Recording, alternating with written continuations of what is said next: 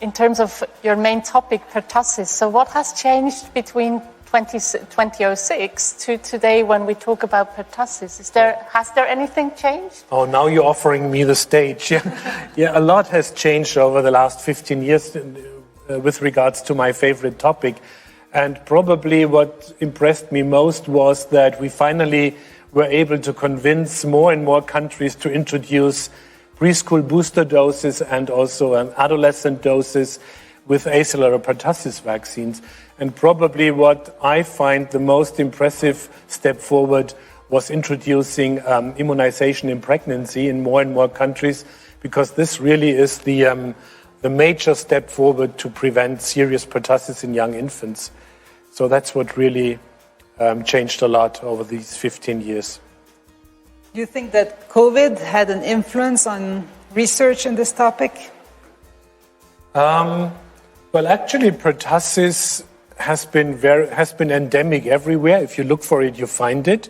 But amazingly, with the lockdown, or maybe not so amazingly, with the lockdown due to the pandemic, case numbers have decreased. It has almost disappeared for the time being.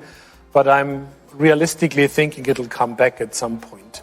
And in terms of, if you refer to the vaccines, I think with the messenger RNA vaccines and the vector-based vaccines, we are entering a new era of vaccines. And these vaccines have been around for decades already, but now they had the chance to prove and show that they really work, and they work at a really large scale. So now that more than 1 billion people worldwide have already been successfully immunized against COVID-19. So pertussis mRNA vaccine?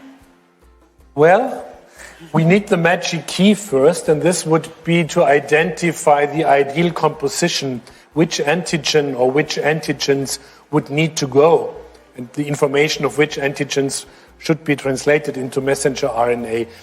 And actually, we are still struggling with identifying biomarkers which reliably predict protection. And as long as we don't know them, we are not in an optimal position to design the next generation of vaccines. So first we need to do the homework.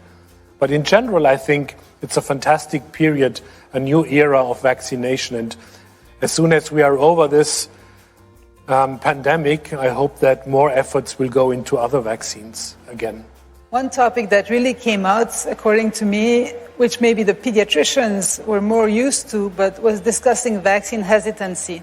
And this is something that really became a hot topic this year, in this last 6 months. And I think we're all growing from this discussion as well, don't you think? Yeah.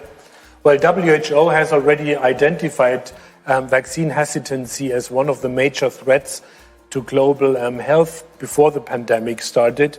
And that's still true. And I think we need continuously fight against that and convince with arguments, but also with sympathy.